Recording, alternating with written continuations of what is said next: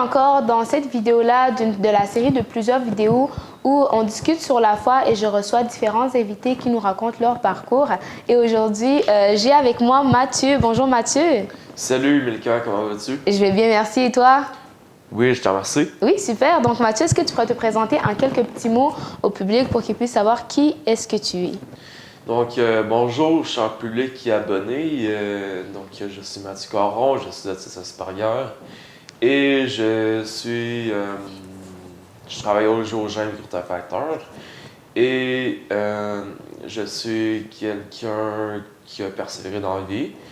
Et je m'avais sur mes 23 ans, exactement, et j'ai le syndrome Gilles-Tourette contrôlé. Donc, merci beaucoup Mathieu, oui, d'avoir accepté mon invitation aujourd'hui.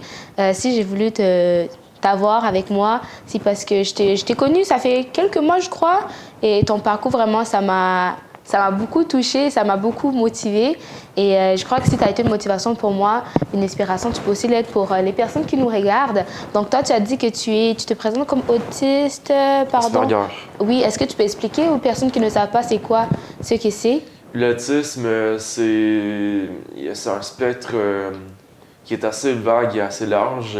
Dans un sens, moi, je veux comme le démocratiser et je veux effectivement faire de la sensibilisation concernant ça, dans des conférences que je veux m'apprêter à faire.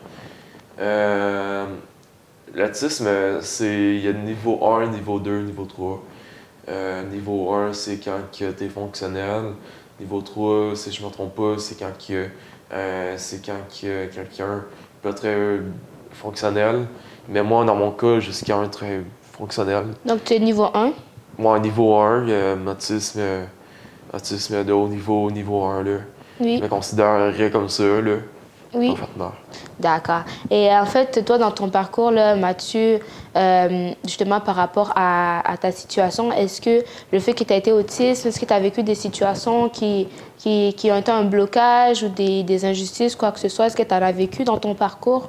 Moi, j'ai vécu pas mal d'injustices dans mon courant de la vie. Je me rappelle d'une personne qui me supervisait dans mon stage dans une ancienne école, effectivement, de l'année dernière. Et cette personne-là, elle m'a sous-estimé. J'ai pas vraiment très aimé ça. Donc, je me suis dit que j'allais quitter cet endroit-là. Mais puis, j'ai quitté cet endroit-là, mais puis je sais jamais pu y retourner. Juste récemment, je lui ai proposé une interview. Oui, à cette personne? Oui, à cette personne qui m'a sous-estimé. J'ai pas eu de retour d'appel, mais je m'ai fait rien. Ben, puis j'y vais jour le jour. J'ai chaque moment présent, puis c'est très comme ça que je joue la vie. Oui, donc toi, t'as pas de rancune avec cette personne-là? Non. Tu es conscient que c'est pas tout le monde qui sait s'adapter à toi? J'ai pas de rancune envers personne. Ah ben ça, c'est bien. Et tu as dit que tu l'as rencontré, c'était ton superviseur à l'école. Est-ce que tu es toujours à l'école? Non, je suis plus à l'école. Je suis dans un café qui s'en nomme Géogène microtafacteur. Oui, est-ce que tu comptes continuer les études ou bien c'est quelque chose que, pour l'instant... Non, je pense plus continuer les études avoir une bonne vingtaine d'années. Oui, est-ce qu'il y a une raison? Très bien. Le système d'éducation, il est quand même très mal fait actuellement. Je pense qu'il ne sera jamais parfait aussi. Il n'est pas assez adapté? Non, c'est pas fait pour la plupart des personnes, effectivement. Oui, mais toi, ça te décourage pas quand même? Tu as des ambitions dans la vie, puis tu as des projets? Oui, j'ai des ambitions, des projets. J'ai énormément de patience. Je me rappelle d'une fois parce que j'ai trié quelques milliers de graines de café dans le sol du Géogène. C'était parce que, dans un sens, je voulais... il y avait quelqu'un qui s'était trompé, puis il avait versé des mauvais grains de café vert dans le café torréfié. Parce que c'est une anecdote comme ça que je dois dire. Oui, mais moi, je t'ai rencontré justement, on travaillait ensemble dans un centre d'appel. Et pour moi, en fait, j'avais jamais côtoyé une personne qui était autiste. Et vraiment, c'était une opportunité pour moi. Et je te trouvais bien agréable. C'est vrai que premier contact, c'est difficile parce que des fois, on ne sait pas comment agir, comment se comporter, mais nous, on s'est bien attendu. J'ai fait ta formation et vraiment, Oui. on a bien cliqué ensemble, mais Oui. je sais que c'est pas le cas avec tout le monde.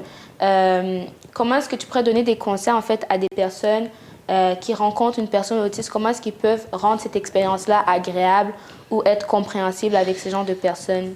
Être simple et concret, c'est fait partie, là, pas mal, ça fait partie, être simple et concret, puis être vraiment, comme, mettons, tu t'expliques un truc.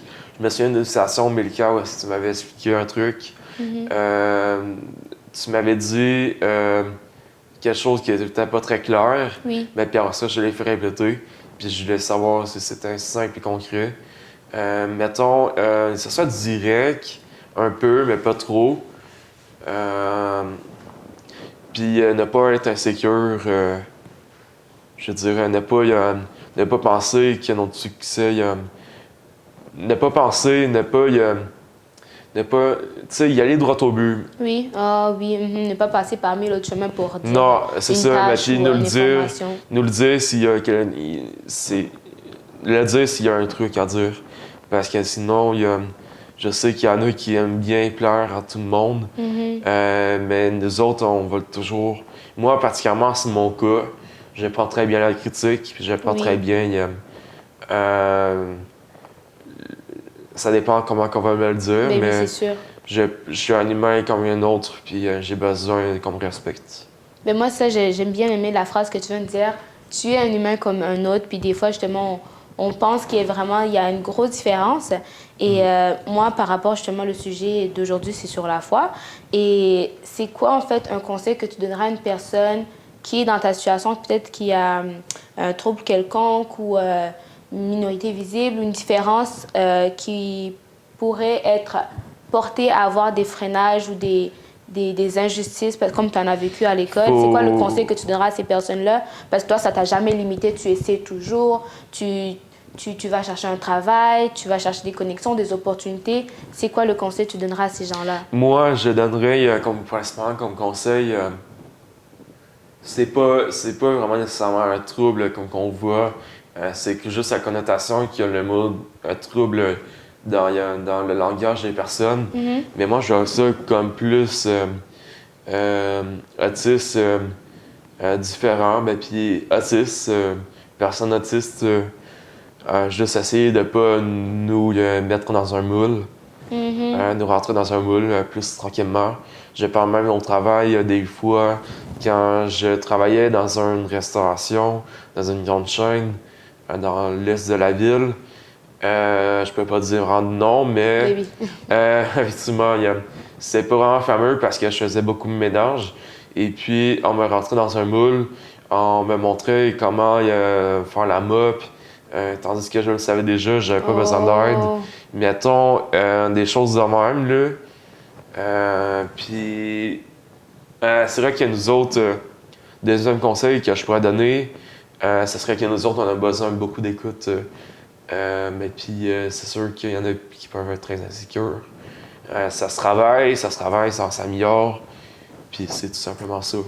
Oui, donc ça, c'est vraiment les conseils. Si ça répond à la question. Oui. Donc ça, c'est pour les personnes, en fait, qui accueillent ou qui sont en contact avec des personnes différentes, de ne pas les mettre dans une catégorie, mais de les considérer comme tout le monde, c'est ça? C'est beau mettre dans un moule, mais tu peux pas le sortir du moule. Oui, je comprends, c'est plus dur. C'est comme essayer de changer quelqu'un.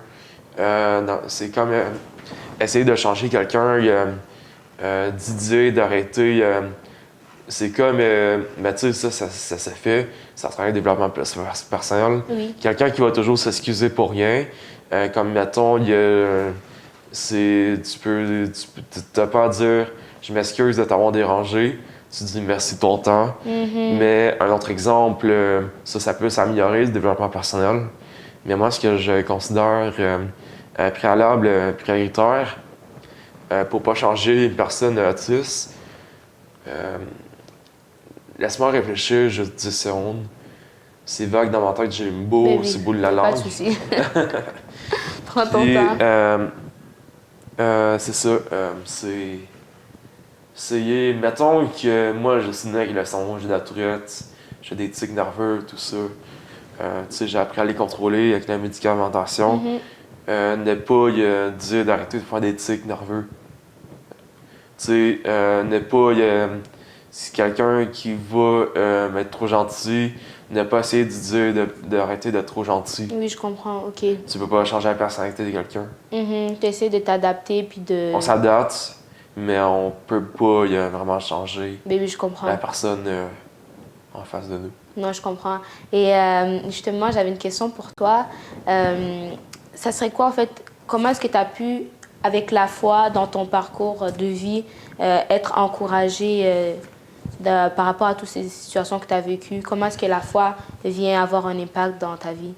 La foi, ça a été un grand impact pour moi parce que je me suis mis à écouter des vidéos sur Spotify de YouTubers qui disaient « Ne lâche pas, ne lâche Oui, pas ». je me rappelle, tu le disais souvent au travail, Oui. tu nous le disais souvent, ne lâche pas. Je disais ne pas lâcher, mais je me fiais à la chanson que je connaissais. Donc, la foi, t'écoutais des vidéos, podcasts, et quoi d'autre qui t'a encouragé? Des vidéos, il y a un podcast, de la chanson qui m'a pas mal motivé, qui m'a vraiment aidé énormément.